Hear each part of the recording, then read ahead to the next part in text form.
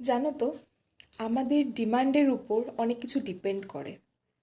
একটু আগে একটা ভিডিও দেখলাম যেখানে বলছে যে তুমি যদি পান্তা ভাত খেতে পছন্দ করো কাউকে সেটা বলো না, বরং তুমি বলো যে তুমি বিরিয়ানি খেতে পছন্দ করো।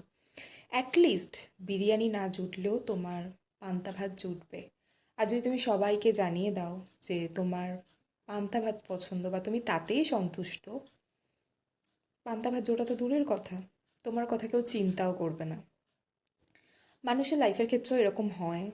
আমরা অনেকেই স্যাক্রিফাইস করি, বা যারা করে তারা জানে।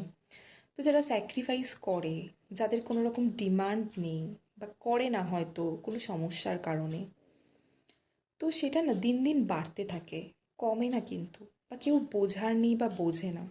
তুমি স্যাক্রিফাইস করছো মানে তোমাকে করে যেতে হবে। আশেপাশের মানুষরা এটাই ভাবছে বা ভাববে যে ও তো করে নিচ্ছে বা মানিয়ে নিচ্ছে, চলবে, কি আছে। তুমি যে ডিমান্ড করছো না, সেটা কেউ দেখবে না যে সেই ডিমান্ড যে করছো না তার মধ্যে তোমার স্পেসিফিক নিডও রয়েছে। তো সেইটুকুনিও তোমার ফুলফিল হবে না একটা টাইমে। তো এই জন্যই ওখানে বুঝিয়েছে যে চাহিদার উপর অনেক কিছু ম্যাটার করে। তুমি বেশি চাইলে হয়তো তুমি কম পাবে, কিন্তু তুমি যদি দেখাওই যে তোমার এইটুকুনি চাহিদা, তোমাকে কেউ বুঝবেও না।